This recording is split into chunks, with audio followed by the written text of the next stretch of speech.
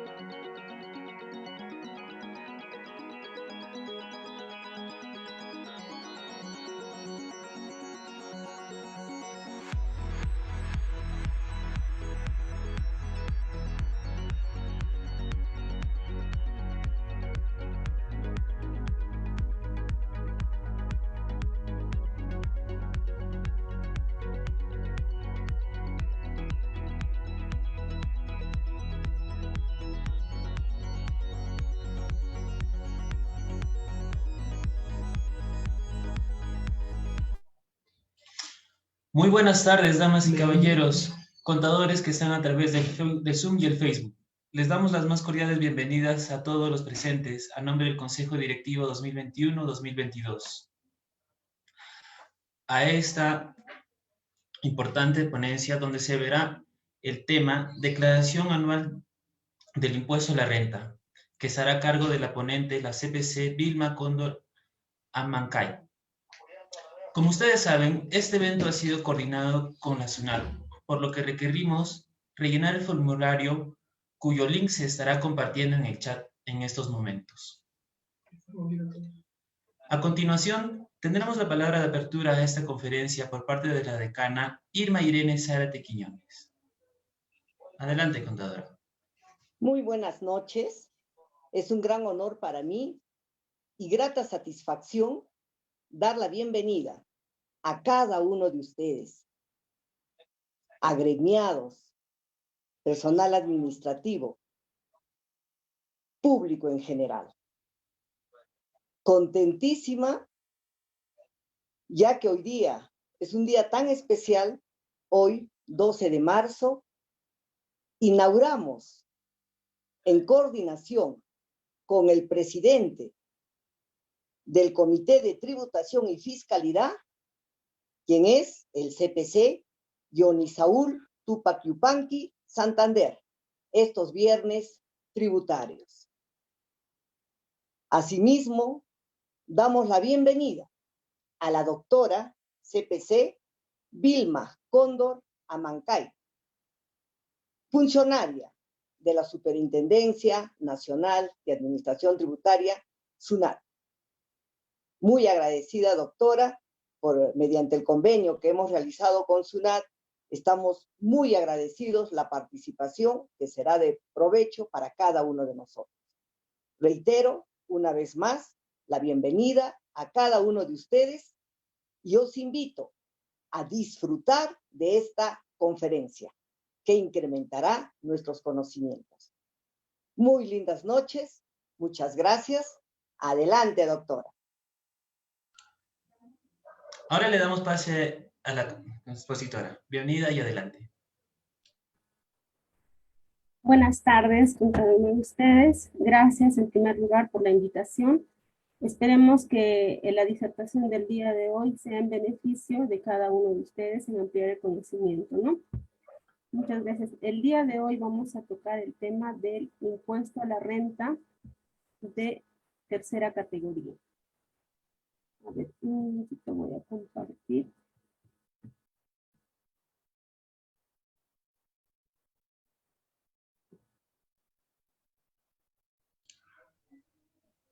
Se aprecia su pantalla.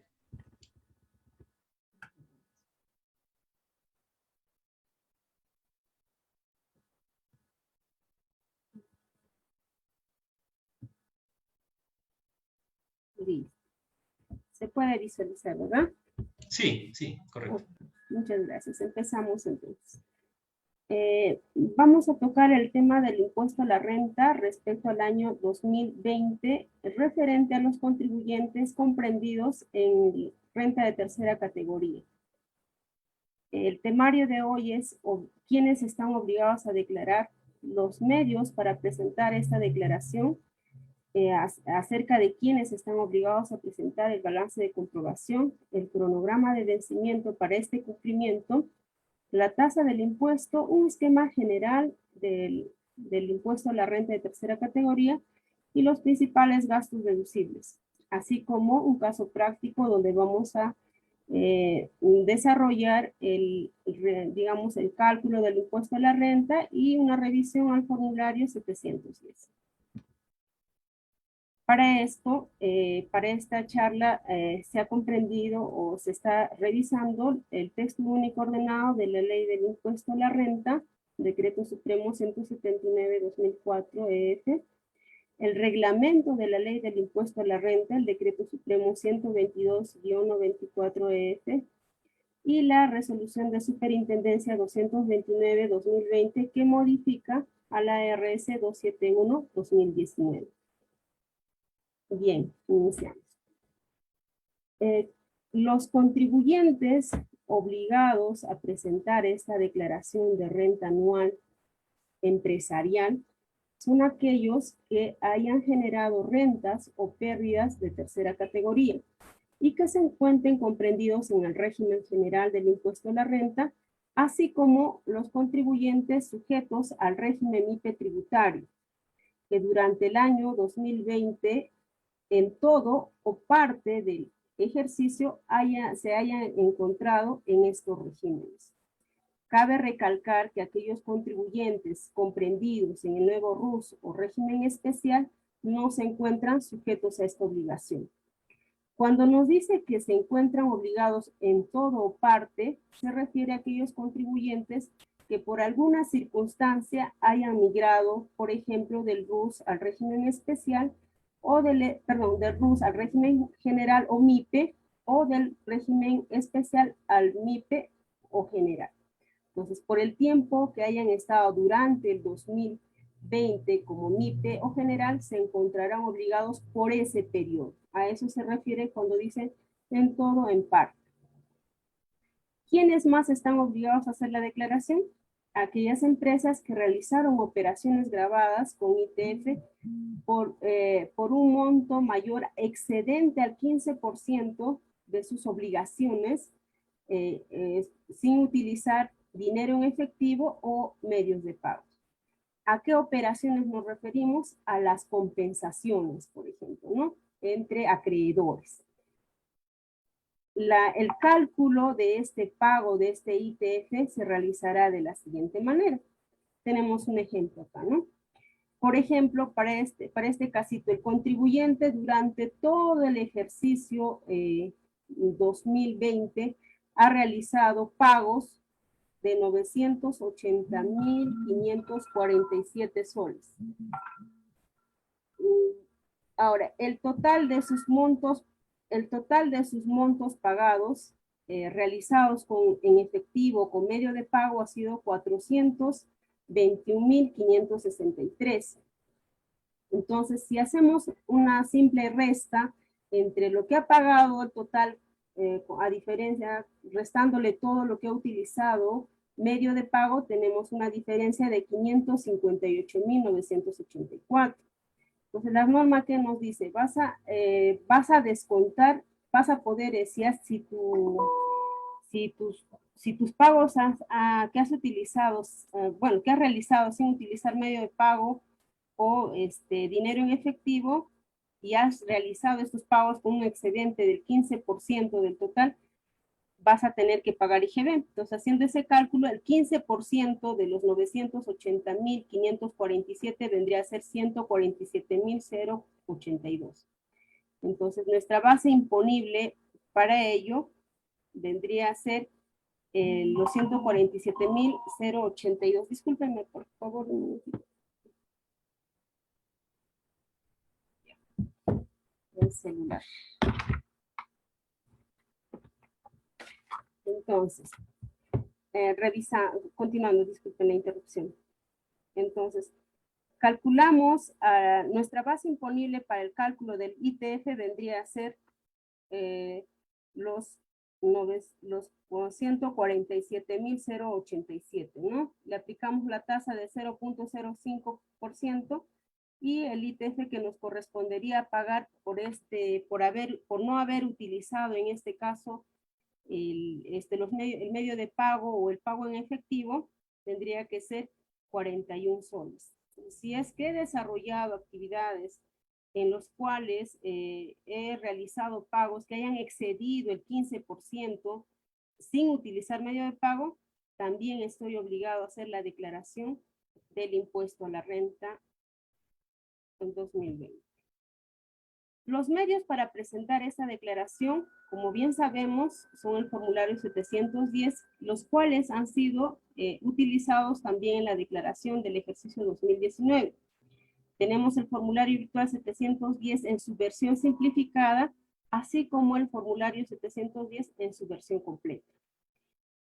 Los contribuyentes que van a poder utilizar este formulario simplificado son aquellos que hubieran generado pérdidas, hubieran generado rentas en el ejercicio 2020, siempre y cuando se encuentren en el régimen general o MIPE, pero hay ciertas excepciones, ¿no? Nos indica quiénes no pueden utilizar el formulario virtual simplificado. Ahora, haciendo como un paréntesis a esto, cuando la norma nos dice están obligados aquellos que hayan generado renta o pérdida, se refiere a aquellos que efectivamente hayan tenido actividad económica dentro del 2020. Si en el ejercicio 2020 no han tenido movimiento de enero a diciembre, no hay necesidad de hacer declaración en cero. Ojo, esa es una modificación que ha habido. Los años anteriores, algunos contribuyentes creían que sí tenían que declarar, ¿no? Para este año, aquellos contribuyentes que no hayan generado ni pérdidas ni renta no están obligados a declarar, haciendo esa precisión. Entonces, si un contribuyente, digamos, ha suspendido al 31 de diciembre del 2019 y no ha desarrollado actividad en el 2020, en principio no estaría obligado a presentar su declaración de renta anual. Los contribuyentes que tengan la obligación de presentar el formulario 710 completo son aquellos que también hayan generado renta o hayan generado pérdidas que se encuentren en el régimen general del impuesto a la renta. Entonces, podemos decir en resumen que el formulario 710 lo puede utilizar un MIPE o un general, pero el formulario virtual 710 completo no puede utilizar un MIPE. El MIPE es solo el formulario simplificado. ¿Quiénes más están obligados a declarar con el formulario completo, virtual 710 completo? Aquellos que han superado 1.700 UITs. Aquellos que gocen de beneficios tributarios, gocen de estabilidad jurídica tributaria, estén obligados a presentar una declaración jurada anual, reporte local, reporte maestro, reporte país por país, o sea, aquellos que hayan realizado operaciones con precios de transferencia, ¿no? Están obligados a presentar un balance de comprobación, pertenezcan al sistema financiero, hayan presentado hayan intervenido como adquirientes de una reorganización de sociedades, deduzcan gastos de vehículo automotor asignado a actividad de dirección y representación, hayan realizado operaciones grabadas con ITF, como lo que hemos revisado, y por último, aquellas empresas que estén comprendidas como contratos de colaboración empresarial. En pocas palabras, aquellos que sean constituidos como consorcios, ¿no? Ellos van a utilizar el formulario virtual 710 completo. Bien, la característica del formulario virtual simplificado es que cuenta con una información personalizada respecto al saldo a favor que hubiera tenido, pagos a cuenta que hubiera realizado del impuesto a la renta, retenciones, y se puede realizar a través de SUNAT operaciones en línea, ¿no? De manera más fácil todavía. Ya tengo una información, ojo que esta información personalizada no quiere decir que esa información que me ha proporcionado SUNAT en función al cruce de información respecto a las mismas declaraciones o pagos que hubiera efectuado el contribuyente, sean ya que no se pueda modificar. Si el contribuyente al momento de elaborar la declaración verifica que hay importes que no coinciden con la información que ellos tienen por presentar en su balance anual, pueden hacer una modificación de manera manual. El formulario virtual completo es para aquellos contribuyentes, como habíamos repetido, que se encuentran en el régimen general, que hayan superado sus ingresos de 1.700 UITs. Tengamos en cuenta que la UIT a tomar para el ejercicio, para el balance anual es la del ejercicio 2020, que es 4.300. 1.700 UITs equivale a 7.310.000, ¿no? Aquellos contribuyentes que estén obligados a presentar un balance de comprobación, pertenezcan al sistema financiero, tengan convenios de estabilidad o hayan realizado operaciones vinculadas a precio de transferencia, entre otros, ¿no? Aquí también hacerles una precisión respecto al formulario 710, el PDT 710. Este PDT solo se va a poder utilizar o aplicar para aquellas rectificatorias correspondientes al ejercicio 2019. En estricto, para el 2020 solo debería de utilizar el formulario virtual 710 simplificado o el formulario virtual 710 completo, dependiendo del tipo de contribuyente. Hay que dejar claro que el PET 710 solo es para realizar rectificatorias respecto al 2019. Los medios para declarar. La información personalizada que se refiere a utilizar en el formulario virtual simplificado se encuentra a partir, o bueno, está desde, ¿no?, el 15 de febrero del 2021, ya está disponible. En esta información personalizada, como les repito, van a encontrar información acerca de saldo a favor, pagos a cuenta, retenciones del impuesto a la renta, ITAN que quizás hayan considerado como crédito contra los pagos a cuenta mensuales, y la información personalizada estará actualizada el 31 de enero del 2021.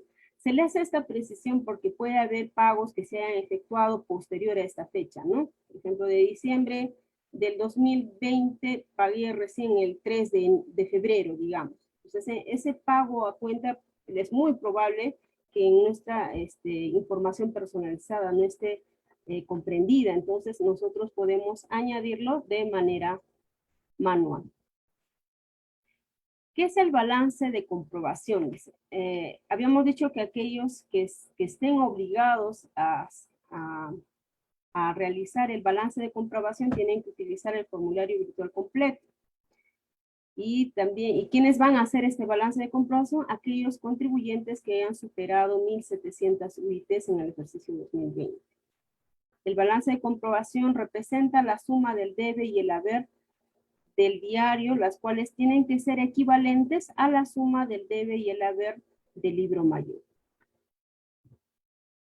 ¿Qué casillas vamos a tomar en cuenta para poder elaborar nuestro balance de comprobación? La casilla 463 de ventas netas, casilla 463 de ventas netas, 473 de ingresos financieros, 475 de otros ingresos, 477 de enajenación de valores y bienes del activo fijo. En este caso solo se considera el monto de los ingresos afectos.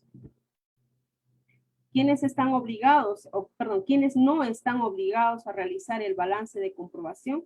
Las empresas supervisadas por la Superintendencia de Banco y Seguros, tales como empresas bancarias, empresas financieras, empresas de arrendamiento financiero, empresas de transferencia de fondos, empresa de transporte, custodia, de administración de numerario, empresa de servicios fiduciarios, almacenes generales, cajas de derramas, entre otros. O sea, todas aquellas que estén supervisadas por la Superintendencia de Banco y Seguro. Así como también las cooperativas, las entidades prestadoras de salud, los concesionarios de transporte de hidrocarburos por productos y de distribución de gas por red de ductos. Las empresas administradoras de fondos colectivos. El cronograma de vencimiento que se utiliza en general para el tema de la declaración de renta anual está regulado en la RS 229-2020. Inicia con el dígito 0 el 25 de marzo del 2021, culmina el 12 de abril con la declaración de buenos contribuyentes y aquellos sujetos que no estén obligados a inscribirse en el RUP. Ahora, para hacer un paréntesis, quienes no están obligados a inscribirse en el RUP, por ejemplo, son aquellas personas que desarrollan rentas de quinta categoría y que sus ingresos sean exclusivamente de quinta, ¿no? Entonces ellos no están obligados a inscribirse, pero si es que hubiera importes a solicitar devolución, tendrían que realizar la declaración de renta anual, ¿no? A eso se refiere a aquellos contribuyentes que no estén obligados a inscribirse. Si bien es cierto, estas son las fechas de vencimiento, el contribuyente ya podría, habíamos mencionado que ya podría elaborar su declaración de renta anual. Y es más, la sugerencia o la recomendación es elaborar antes de la fecha de vencimiento, a efecto de poder evitar cualquier contingencia, ¿no? Respecto a esto, hemos tenido consultas si es que se va a modificar este cronograma de vencimiento. Y lo más probable es que no modifiquemos el cronograma de vencimiento, entonces tomemos nuestras previsiones correspondientes a efecto de no incurrir en infracción respecto a la omisión de la declaración. Las tasas del impuesto a la renta para contribuyentes que se encuentran comprendidos en el régimen general tienen una tasa anual del 29.5%, a diferencia del régimen MIPE tributario, que tiene una tasa progresiva acumulativa, ¿no? Si sus ingresos, si su utilidad, digamos, no superó las 15 UITs, tiene una tasa del 10%. Si excede las 15 UITs, una tasa del 29.5%. Por eso se dice que es progresiva acumulativa, ¿no? Se va acumulando. Repito, la UIT a tomar en cuenta es la UIT del 2020, que es equivalente a 4.300 soles. Es la que hemos revisado, la tasa anual. Ahora vamos a ver, como podemos visualizar en nuestro cuadrito, tenemos nuestros porcentajes de pagos a cuenta mensual y nuestra tasa del impuesto a la renta anual. Respecto al régimen MIPE, aquellos contribuyentes que no hayan superado las 300 UITs o hasta 300 UITs, digamos así, hacen un pagos a cuenta del 1%. Aquellos que hayan superado las 300 UITs hasta 1.700 UITs, está regulado de acuerdo al artículo 85 de la Ley del Impuesto a la Renta para aplicar el coeficiente o el 1.5%. Como están en el régimen MIPE, tenemos una tasa progresiva acumulativa, como les había señalado. Hasta 15 UITs aplicará una tasa anual, del impuesto anual, 10%, y si excede el excedente a estas 15 UITs, aplicará la tasa del 29.5%. A diferencia del régimen general, que en este caso no importa si generé 100, no sé, una UIT o, no sé, más de 1.700 UIT, el pago a cuenta mensual siempre va a ser coeficiente o 1.5%, y la tasa anual es 29.5%. Revisando un esquema general del impuesto a la renta, partimos de los ingresos brutos. Los ingresos brutos se obtienen por los ingresos propiamente que sean generados por la empresa, ¿no? Ya sea por comercialización, por producción, no sé, por la actividad que realice como empresa, ¿no? Cuál sea el giro de la empresa. En este caso, a los ingresos brutos se le deduce el costo computable. Al restarle el costo computable se obtiene la renta neta, ¿no?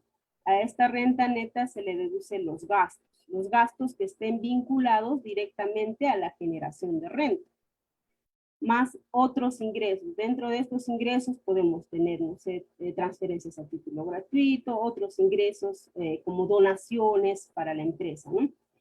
Al resultado de ello obtenemos nuestra renta neta.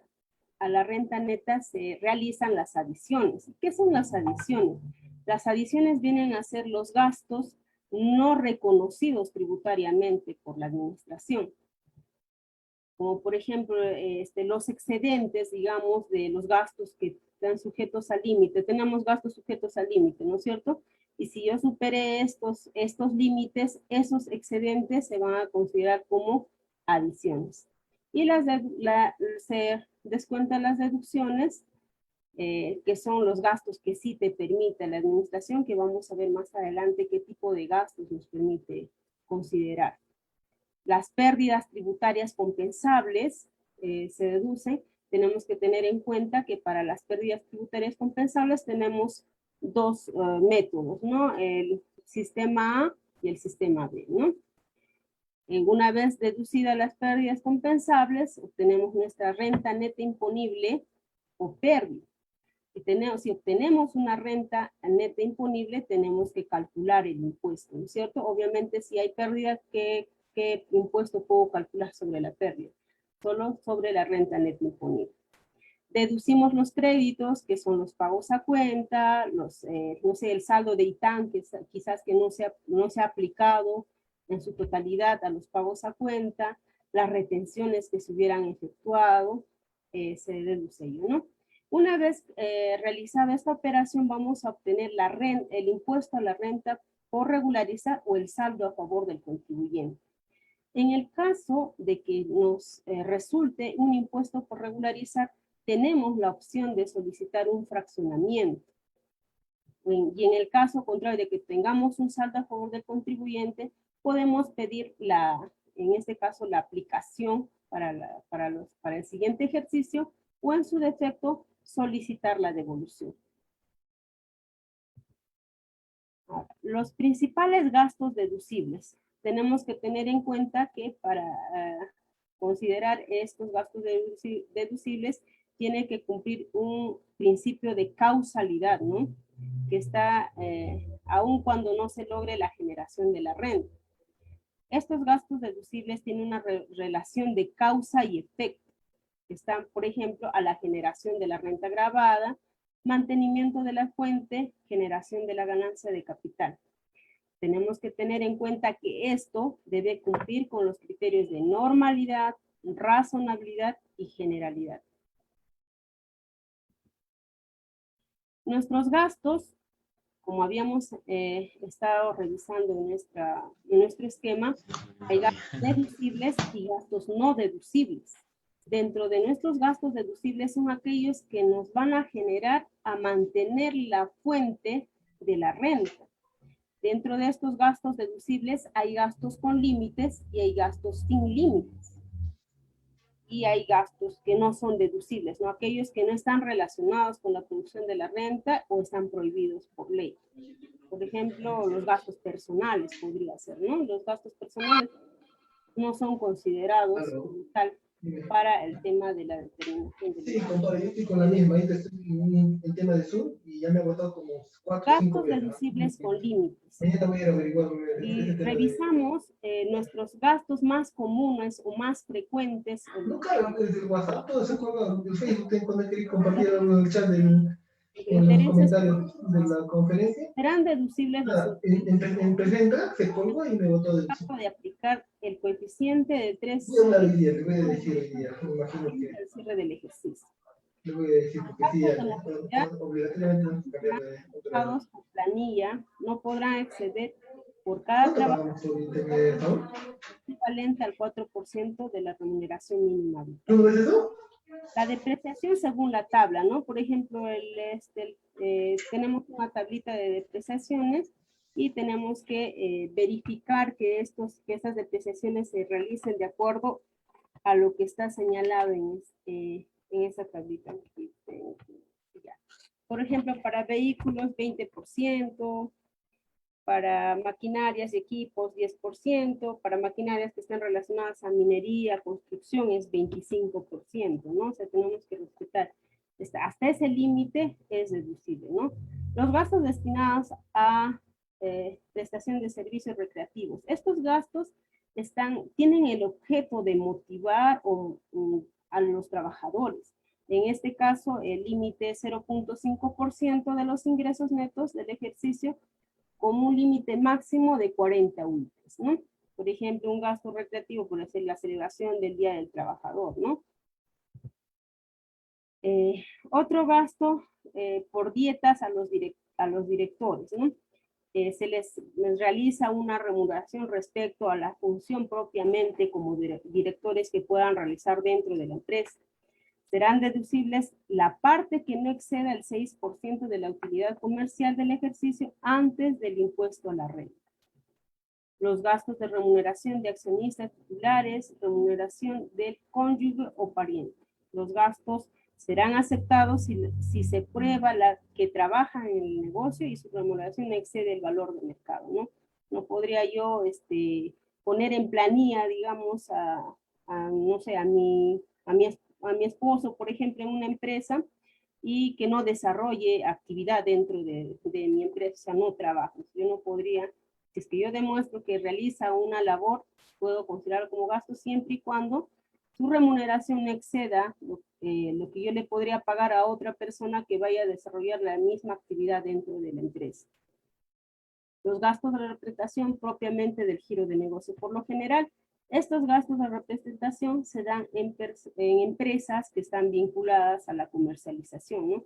El objeto de esto es promocionar a la empresa, tratar de, digamos, de ampliar su mercado, ¿no?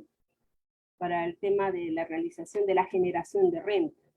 Es deducible el 0.5% de los ingresos brutos con un límite de 40 UITs. Los gastos incurridos a vehículos y vehículos automotores de la categoría A2, A3, A4, B1, B1 y 3 y el B1 y 4, ¿no? En este caso, tiene que cumplir ciertas condiciones para considerarse como gasto este tipo de vehículos. Por lo general, estos vehículos son para que aquellas personas que realicen el tema de actividad de representación, digamos, o que estén asignadas a directivos dentro de la empresa, ¿no? Por eso es que son de esas categorías. Pero no tienen que exceder, hay unos límites que te ponen, ¿no? El vehículo no debe exceder, dice, hasta el año 2019 no debería de haber excedido en su valor a patrimonio o valor de adquisición 30 UITs. O posterior a esa fecha hasta 26 UITs, porque si superara ese monto ya se entendería que es un vehículo de lujo que en realidad no tiene, para la función que va a realizar no es necesario que todavía sea un vehículo de esa gama, digamos así, ¿no? ¿Qué más? Gastos por concepto de donaciones. ¿Qué son donaciones? Son, digamos, una actitud de, digamos, altruista de parte de la empresa, ¿no? Entonces, si yo quiero donar, no sé, soy libre de poder realizar esta donación por un tema altruista, como les decía, pero hay una condición. Esta donación se tiene que realizar a aquellas entidades que están inscritas en el registro de entidades perceptoras de donaciones. Yo no puedo donar para considerar como deducible, ¿no? No puedo donar a alguien que me parezca. Entonces, yo si quiero utilizar esa donación como deducción, tiene que ser efectuada esa deducción a aquellas empresas que estén consideradas como entidades perceptoras de donaciones o quizás que estén en el sector público, ¿no? ¿Y cuánto es deducible como gasto? Dice, no puede exceder el 10% de la renta de tercera categoría luego de efectuada la compensación de pérdidas a que se refiere el artículo 50 de la ley. Solamente no, hasta el 10%, o sea, no puede exceder ese importe para ser considerado deducible. Los gastos por pérdida de valor de retorno ocurridas en fideicomisos o de titularización van a ser reconocidos solamente, dice, las pérdidas constituidas por la diferencia entre el valor de transferencia y el valor de retorno ocurrida en, no sé, por ejemplo, no sé, di un importe de 10,000 y regresó y retornó solo 8,000. Solamente me va a considerar deducible solo ese interés, ¿no? De los 2,000 nada más, digamos así. Los gastos personales por discapacidad.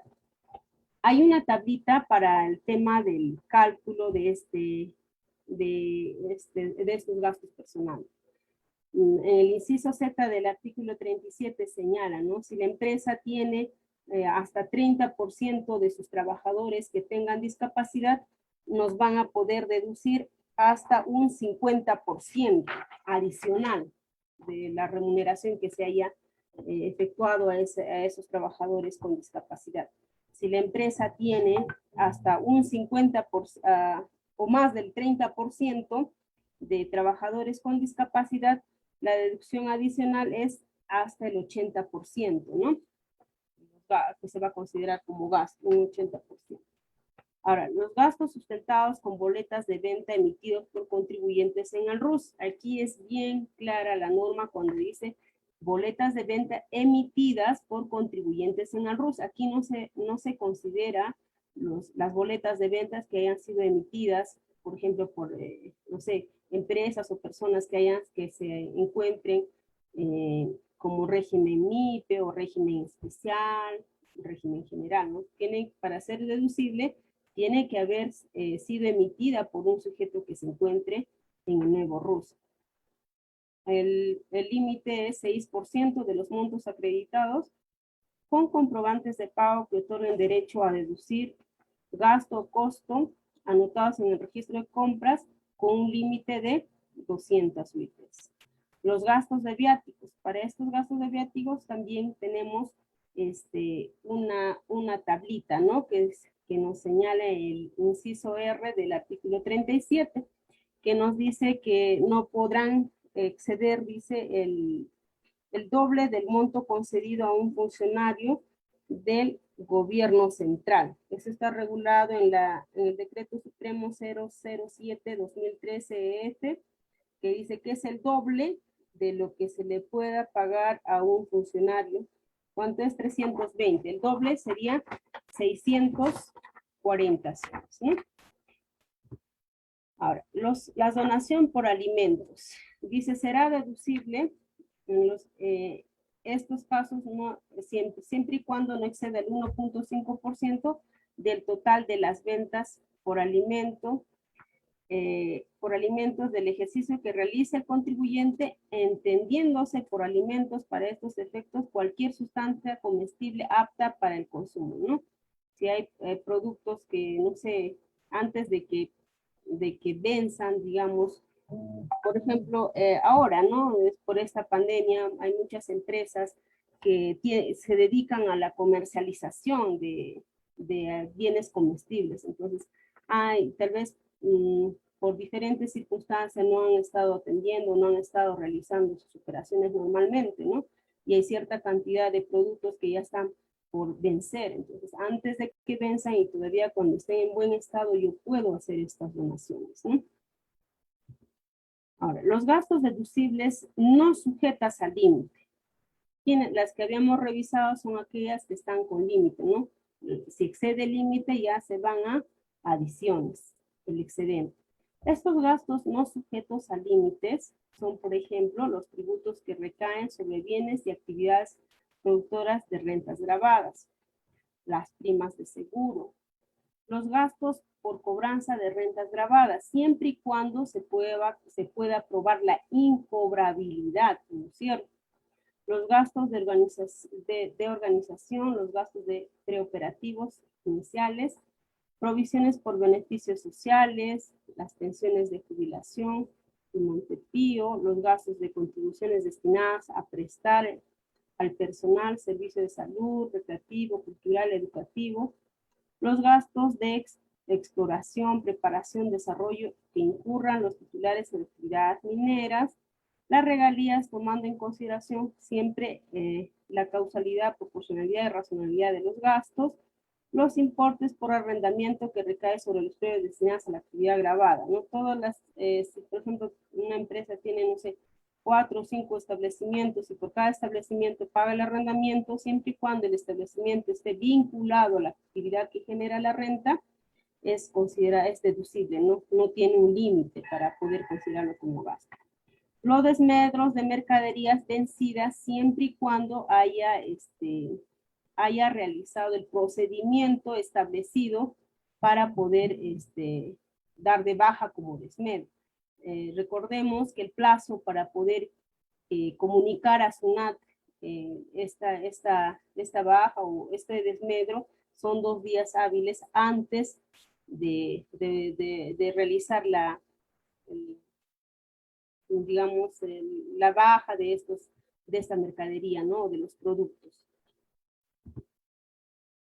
¿Qué más? Dice, tenemos gastos sujetos a condición. Los aportes voluntarios con fin provisional abonado a cuenta de capitalización individual de los trabajadores, las pérdidas extraordinarias sufridas por caso fortuito y fuerza mayor.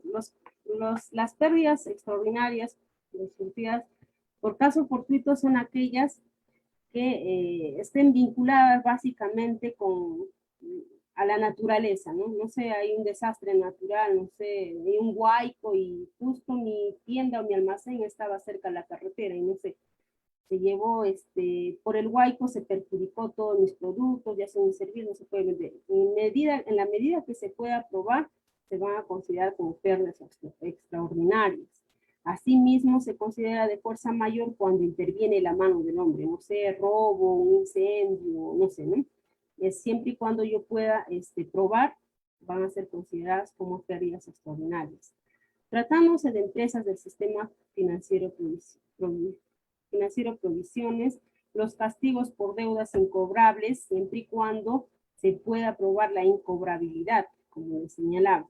Los aguinaldos, bonificaciones, gratificaciones y retribuciones están condicionados a que se realicen los que sean efectivamente pagados hasta antes de presentar la declaración de renta anual.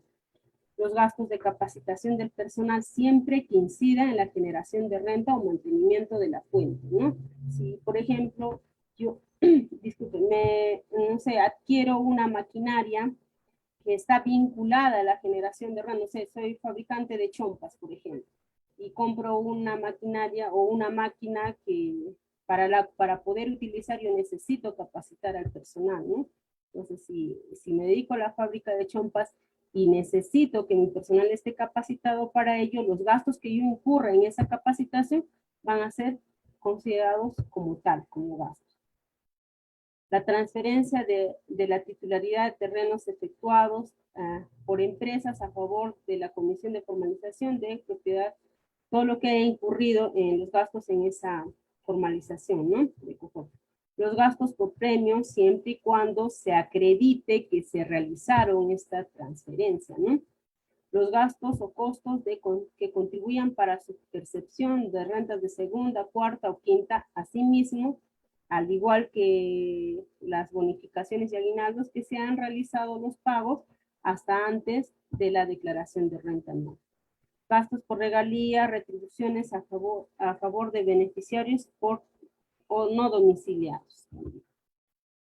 Bien, vamos a revisar nuestro caso práctico de manera rápida, digamos así. La empresa comercializadora online SAC, identificada con RUC 2010 2030 45, con domicilio en la calle Lima 980, La Perla, tiene como actividad principal la comercialización de alimentos en general. Desarrolla actividades desde el año 2017 y se encuentra acogida al régimen MIPE. Primer dato, digamos así, ¿no? Esta empresa se encuentra en el régimen MIPE. Para efecto de la declaración jurada anual del impuesto a la renta de tercera categoría del ejercicio 2020, presenta la siguiente información. Les voy a leer de acá porque no veo. Bien.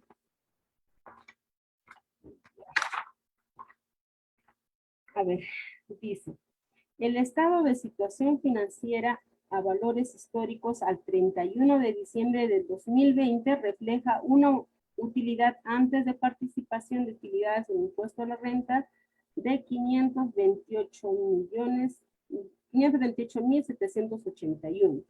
Partiendo de este monto, que deberá consignarse en la casilla 484 del estado de resultados, se efectuarán los ajustes tributarios pertinentes a fin de determinar la renta neta imponible. Acá dice, nos dan como otro dato adicional, ha realizado pagos a cuenta del impuesto a la renta correspondiente al ejercicio 2020, conforme a lo indicado en el artículo 85 de la ley del impuesto a la renta, por un importe de 40.716. Cabe indicar que la empresa ha compensado contra sus pagos a cuenta del impuesto a la renta los pagos de ITAN efectivamente pagado por un importe de 13.669. Al 31 de diciembre, la empresa cuenta con un total de 5 trabajadores bajo relación de dependencia, por lo que no está obligado a otorgar participación de utilidades. Ya.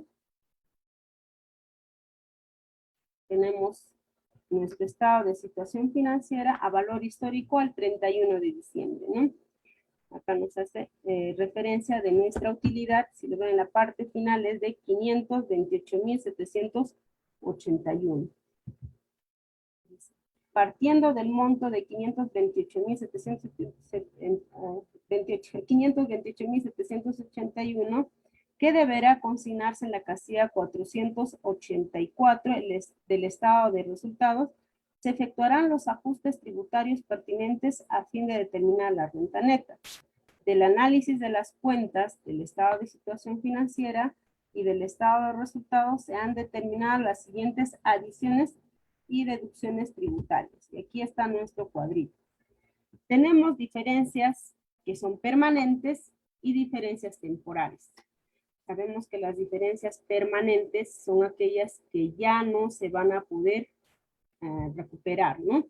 Y las temporales que las puedo utilizar en el ejercicio siguiente, ¿no? Entonces es temporal, se pueden utilizar en el ejercicio o en los ejercicios siguientes. A ver, dice, compra de combustible para tomarlo en cuenta como adiciones. ¿Por qué lo vamos a considerar como adiciones? Se realizó compra de combustible por un monto de 5.247. Sustentados con comprobante de pago que no consignan el número de placa del vehículo. Sabemos que para considerar un gasto deducible en la compra de combustible, tiene que estar consignado en el comprobante de pago el número de placa para el vehículo para el cual se está utilizando esta compra de combustible. Como ya no va a poder subsanarlo, se considera como adición los 5.247 como diferencia permanente. Los gastos sustentados por comprobantes que no reúnen los requisitos establecidos. A ver, ¿qué se ha revisado? Se han contabilizado como gastos el monto de 4.117 sustentados en comprobantes de pago que no detalla el tipo de servicio prestado ni la cantidad de productos adquiridos. De acuerdo al reglamento de comprobantes de pago, el numeral 1 nos indica de que un comprobante tiene que ir de manera detallada los productos que se está realizando o el servicio que se está recibiendo, ¿no es cierto? Como no está sustentado, se considera como una adición. No se puede subsanar, ¿no es cierto? Y es una diferencia permanente. Los gastos pagados sin utilizar medio de pago. En el mes de julio se han contabilizado como gasto el monto de 5.222 por concepto de pintado del local comercial, habiendo realizado la cancelación del servicio en efectivo. Sabemos que la utilización del medio de pago es a partir de $1.000 o 3.500 soles. Entonces, si ha realizado un pago por un importe de 5.222, debió de haber utilizado un medio de pago, ¿no? Entonces, como ya no se puede subsanar eso, también es una diferencia permanente. Los gastos profesionales cancelados en el ejercicio 2021. En el mes de diciembre se han contabilizado como gastos el monto de 4.120 según recibo de honorario electrónico número 001-520 por concepto de servicios de apoyo en el control de inventario. Dicho recibo será pagado en el mes de mayo, luego de la presentación de la DJ de renta anual 2020. En este caso es una diferencia temporal. No lo voy a poder utilizar en mi declaración de renta anual 2020, pero sí podría utilizarla en mi DJ del 2021. Por eso es que es temporal, ¿no? Ahora, los gastos no sustentados como con comprobantes de pago. La empresa ha realizado gastos con proformas y notas de venta en el monto por un importe de 3.250. Entonces, sabemos que comprobante de pago es boleta o factura, ¿no? Boleta solo si es que me emite es una persona que se encuentra acogida en Nuevo Rus. En su defecto debió de haber solicitado una factura, ¿no es cierto? Esto es una diferencia permanente porque ya no se puede subsanar. Los gastos personales de accionistas. La empresa ha contabilizado como gasto los siguientes conceptos: compra de refrigeradora para el socio mayoritario por 1.580, pago del taller de guitarra para el hijo del socio fundador, por 1.020, compras de laptop para la sobrina del socio fundador por 1.460, ¿no? Entonces, en este caso, sabemos que estos gastos no son considerados, no tienen que ver nada con la generación de renta, ¿no? De la empresa. Son gastos personales, entonces son diferencia permanente y se considera como adición.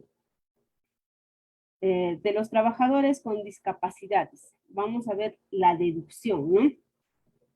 Deducción adicional por contratar a trabajador con discapacidad. Habíamos dicho que es, si es que yo tengo trabajadores que tengan alguna discapacidad y esos trabajadores representen hasta el 30% del total de mis trabajadores, tengo digamos, un gasto que lo puedo considerar como deducción adicional, hasta 30% de los trabajadores con discapacidad, un 50%, ¿no? De la remuneración. En este caso, por 20.207, con una diferencia permanente.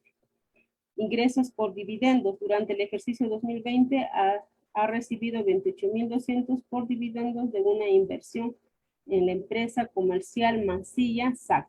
28.200 como diferencia permanente. Y el tema de la depreciación acelerada por contrato de leasing, ¿no? Sabemos que la depreciación, acá dice, en el mes de agosto del 2020 adquirió por contrato de leasing a 3 años un vehículo por el monto de 50.600, considerando 5 años de utilidad, de vida útil del bien. La depreciación debería ser al 20% anual, ¿no es cierto? En este caso he utilizado una depreciación acelerada ya que había comprado como leasing.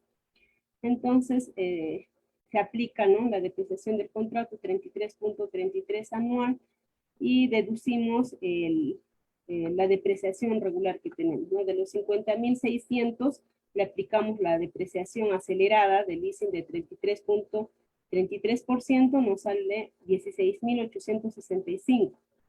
A estos 16.865 se le divide entre los 12 meses, entre un año, por los 5 meses que vendría a ser, por los meses que haya tenido la empresa con este leasing. Obtenemos 2.810 soles como una diferencia temporal, ¿no? Ahora, según el enunciado, la empresa realizó pagos de ITAN, ¿no es cierto? Ha pagado ITAN y lo ha estado aplicando al impuesto a la renta. El total del activo fijo es al 31 de diciembre del 2019, 4.813.567. Entonces, hay una deducción de 396.412 y el total del activo neto actualizado es 4.417.155. La determinación de la tasa del ITAN. Sabemos que cuando nuestros activos netos superan el millón, están sujetos al ITAN, ¿no es cierto? Por el excedente al millón. Entonces, se aplica la tasa del 0.40% de esta diferencia, que vendría a ser de los 4.417, 4.417.155 menos el millón que vendría a ser los 3.417.155. A este importe es el que vamos a aplicar la tasa, ¿no? Obteniendo 13.669. Declara que va a pagar en 9 cuotas, ¿no? De manera fraccionada, que vendría a ser un importe mensual de 1.519 por los 9 meses que ha solicitado pagarse. Recordemos que se puede pagar en una cuota o de manera fraccionada hasta 9 cuotas. Según el enunciado de la empresa, realizó pagos a cuenta del impuesto a la renta, realizó compensación de ITAN. Entonces, de enero a febrero ha estado realizando sus pagos. Aquí tenemos los pagos en impuesto a cuenta, que son los 40.716, y los pagos de ITAN, que ha venido mes a mes acumulando 13.669. Total del impuesto pagado son 27.647. Perdón, 27.047. La determinación del impuesto imponible y la liquidación del impuesto a la renta. Dice, la utilidad del ejercicio antes de participación 528.781, más adiciones con las adiciones que hemos revisado, asciende a 176.464, menos las deducciones 51.217. Renta neta imponible 654.028. De la liquidación, recordemos que este contribuyente se encuentra en el régimen MIPE. Entonces, si está en el régimen MIPE, habíamos dicho que hasta 15 UITs va a aplicar la tasa del 10% y por el excedente aplicará la tasa del 29.5%. 10 UITs, 64.500. 64.500. Le aplico la tasa del 10%, 6.450. Y el excedente a las 15 UITs, que sería 589.528, le aplicamos 29.5%, equivale a 173.911. La suma de ambos sale 180.361. Menos los pagos a cuenta que nos había indicado en el enunciado, 40.716. Entonces tenemos un saldo por regularizar de 139.645 para la determinación del impuesto a la renta. Bien, ese es el cálculo, ¿no? Ahora, para el rellenado del formulario 710, como les había señalado, tenemos dos, ¿no? El formulario, para rellenar el formulario 710, el simplificado, solo ingreso a declaración de renta anual 2020, y me pregunta si es que voy a utilizar el formulario simplificado o el formulario completo. Si yo voy a utilizar el simplificado, logueo nada más con la clave SOL y el número de RUC y me permite ingresar en línea, ¿no? Pero si es que voy a utilizar el formulario virtual 710 completo, me va a solicitar descargar en mi PC este formulario. Una vez descargado, recién puedo realizar la declaración o el rellenado del formulario. Cuando ingreso, este es el formulario virtual 710 completo, ingreso, me voy primero a sección informativa, donde voy a identificar, ¿no? Voy a identificar qué tipo de qué ejercicio. En primer lugar, tengamos cuidado porque cuando ingresamos al formulario nos pregunta, ¿no? Si es año 2019, 2020, obviamente seleccionaremos 2020. Nos pregunta si estamos obligados o no a realizar un balance de comprobación, en qué tipo de régimen estamos, si régimen general o régimen MIPE, ¿no? A diferencia del formulario virtual simplificado que ya incluso nos selecciona, ¿no? En qué régimen y todo ello, ¿no?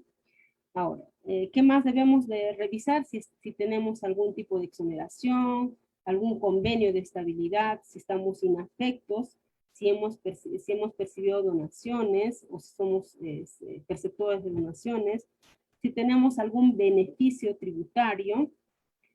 La información complementaria nos pide hacer información acerca de los socios o accionistas. Esto se rellena siempre y cuando se trata de una empresa jurídica. Si es persona natural y está en el MIPE, o perdón, está en este caso, como es completo, está en el general, ¿no? Si es persona natural, considera no, que no tiene socios. Ahora, también nos pregunta información si es que hemos realizado pagos de alquileres. Si es que hubiéramos realizado estos pagos de alquileres, nos pide información acerca del arrendador y qué tipo de bien hemos alquilado, o sea, nos han alquilado. Si bien inmueble, predio, si hemos deducido como gasto mermas, desmedros, también nos pide el información respecto al informe técnico que se elabora para digamos, declaración de mermas y desmedros, ¿no? Si es que tenemos vehículos comprendidos en la categoría A2, A3, 4 y la categoría B1 y B3, B4, ¿no? En este caso, también tenemos dentro de la sección sección determinativa los casilleros habilitados para rellenar el tema de los estados financieros, tanto de los activos, pasivos y estado de resultados. Luego nos va a la sección determinativa, la determinación del impuesto a la renta, ¿no? Y los créditos que hubiéramos tenido durante el ejercicio. Los créditos, los pagos a cuenta, los saldos del, no sé, del ITAN que no se hubieran aplicado, las retenciones que hubiéramos sufrido, ¿no? Y por último, la determinación de la deuda, ¿no? Si nos sale importe por pagar o tenemos saldo a favor del contribuyente. Asimismo, también tenemos el tema de la declaración del ITF. Recordemos que hemos dicho que están obligados a declarar aquellos que hayan utilizado o bueno, hayan realizado pagos en más del 15% sin utilizar medios de pago o efectivo, ¿no? Bien, esa sería nuestra charla del día de hoy. Quedo a las consultas o preguntas que tengan respecto a la declaración de renta anual.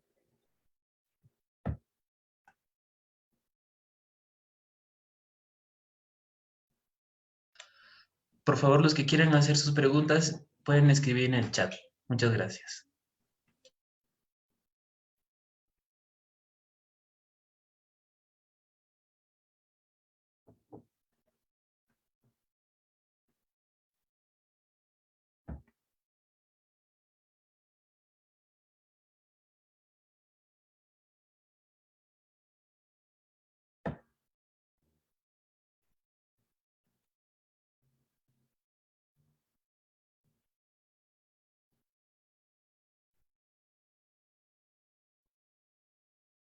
Bueno, al parecer no hay preguntas.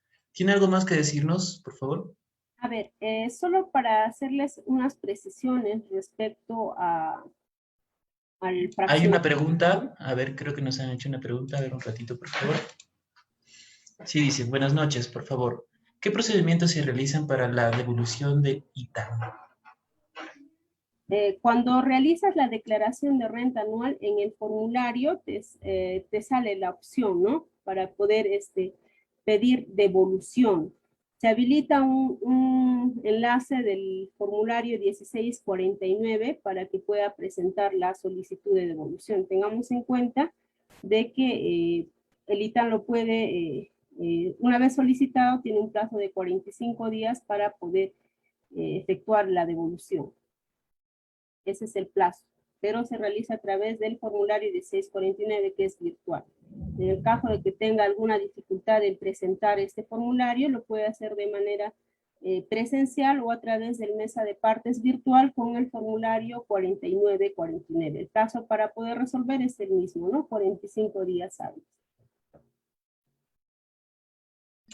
Contadora, nos dicen por el chat si nos podría alcanzar este PDF, por favor.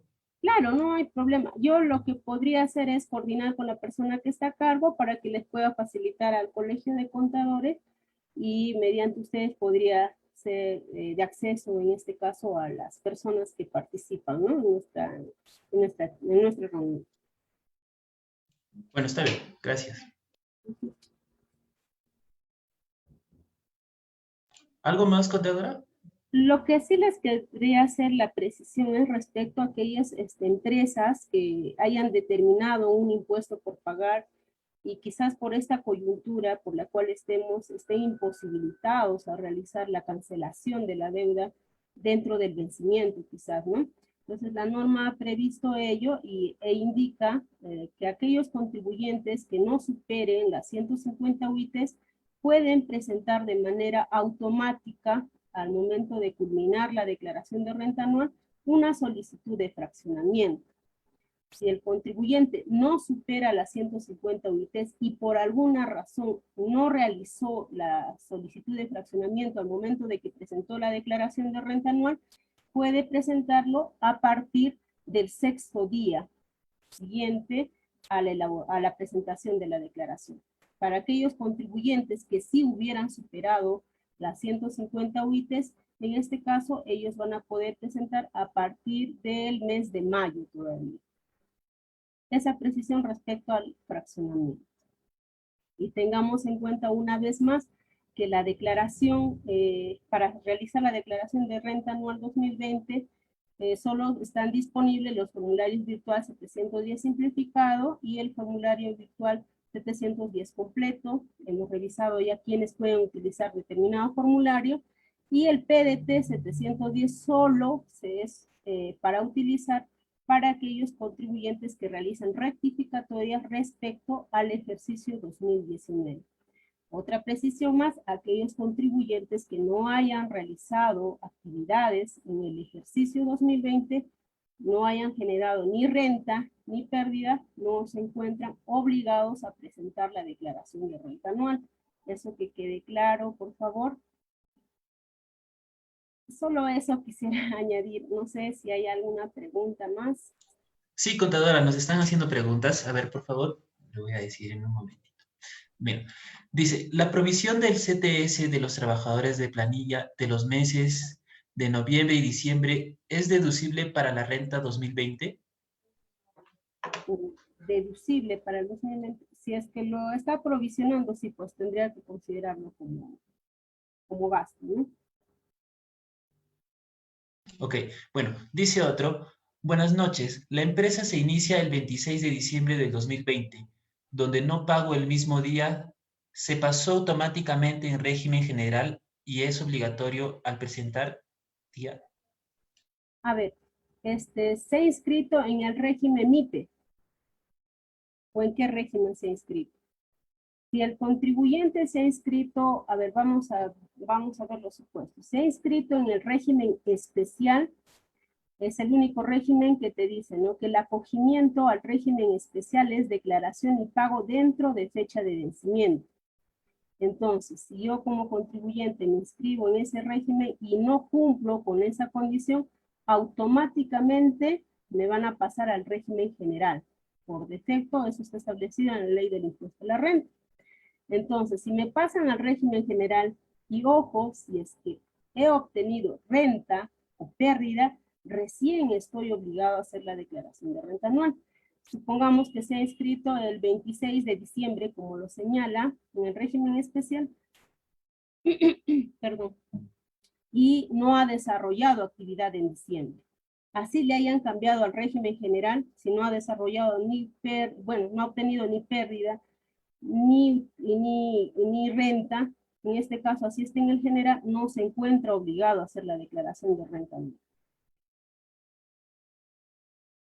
Gracias, contadora. Tenemos otra pregunta más. Nos dice Sonia Godoy Castilla, si no tenemos deuda en quinta categoría, ¿es necesario hacer la declaración anual? A ver, esta es la renta de empresarial, pero igual te voy a responder.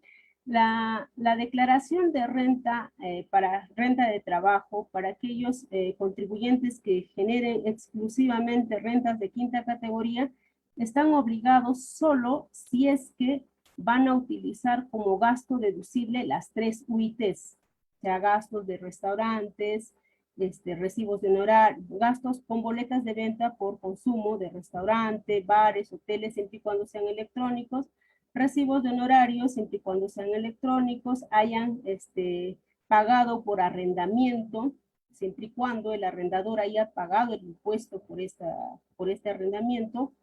Luego está arrendamiento, el pago de salud del trabajador del hogar. Si es que yo voy a deducir cualquiera de estos gastos, sí, pues, y me va a salir un impuesto para la devolución, sí estoy obligado a hacer la declaración de renta anual.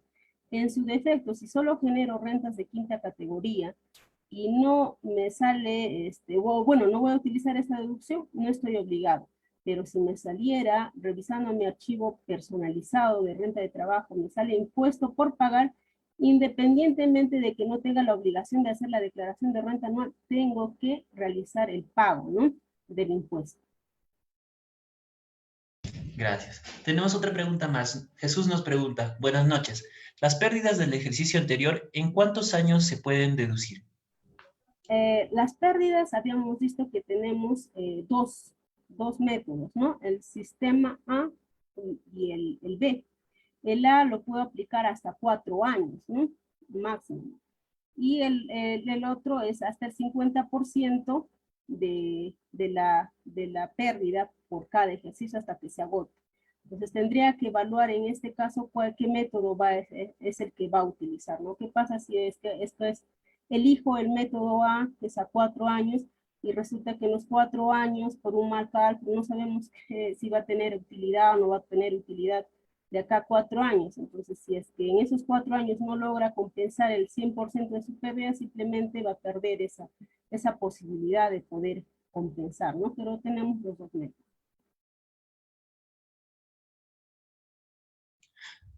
Ya, gracias. Mario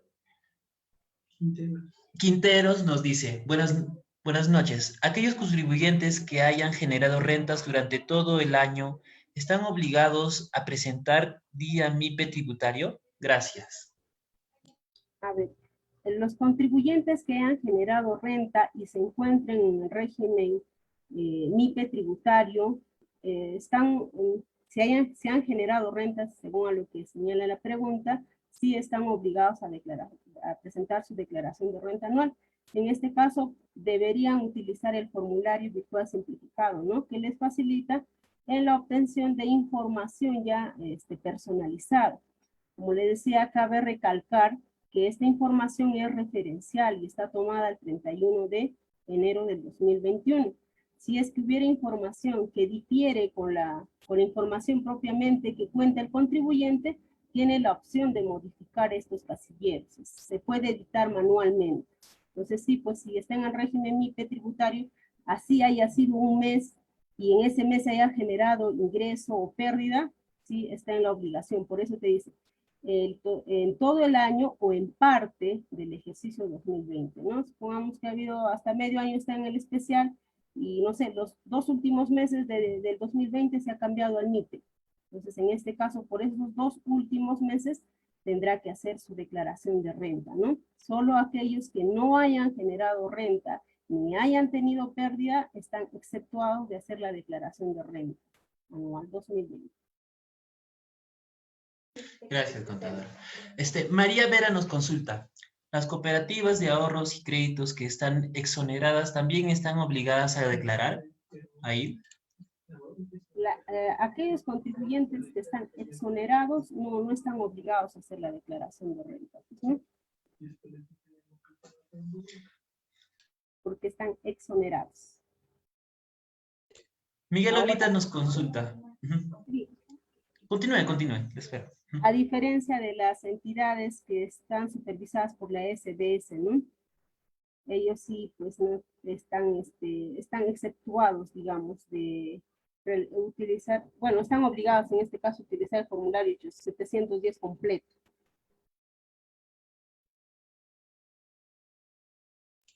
Gracias.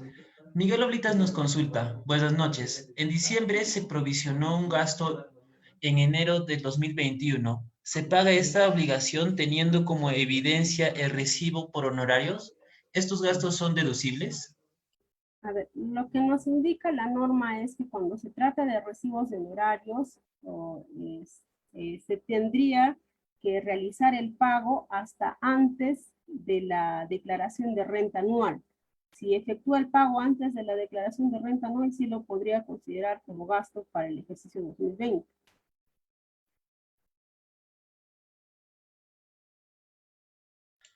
Tenemos un comentario de Denis Ramos. Pero hay una norma que son 5 años. ¿El sistema para compensar pérdidas? No hay ninguna norma, solo es el sistema A y el B, que la A es 4 y la otra es hasta que se agote, ¿no? Gracias, contadora. Hemos terminado con nuestra sesión de preguntas. Okay.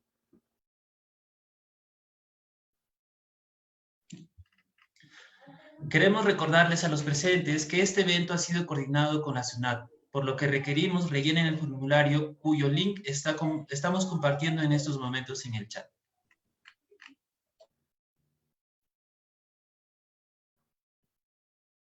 Bueno, muchas gracias, contadora, por tan maravillosa ponencia. Agradecemos a nombre del Consejo Directivo 2021-2022 a nuestra expositora por darnos esta importante ponencia. Y en mérito de ello queremos otorgarles un certificado que estará a cargo del presidente del Comité Funcional de Tributación y Fiscalidad, el CPC Johnny Saúl Tupac Yupanqui Santander. Adelante, contador. Gracias Antonio. Buenas noches a todos, especialmente a la CPC Vilma Cóndor Amancay. ¿No? Queremos agradecerle por la participación justamente en esta conferencia como ponente, felicitarla justamente por esta ponencia, ¿no? Cuyo tema era la declaración anual del impuesto a la renta del año 2020. ¿No? Lo que teníamos que tener en cuenta fue las empresas y negocios que deben tener en cuenta frente al COVID, ¿no?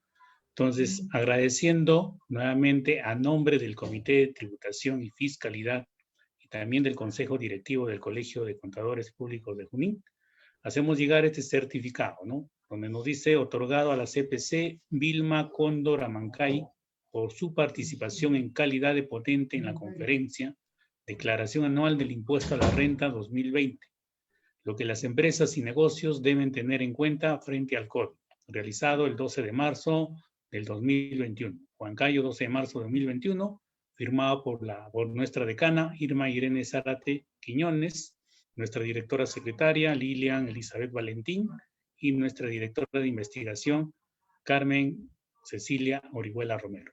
Entonces, nuevamente agradeciendo a nombre mío propio como presidente del Comité de Tributación y Fiscalidad y de todo el Consejo Directivo del Colegio de Contadores Públicos de Junín. Gracias, CPC Vilma Cóndor Amancay. Adelante, Antonio.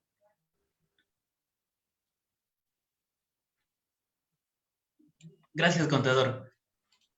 Recordamos que si desean obtener el certificado de este evento, deberán registrarse en el link que se viene compartiendo en el chat. El costo será de 10 nuevos soles. Muchas gracias.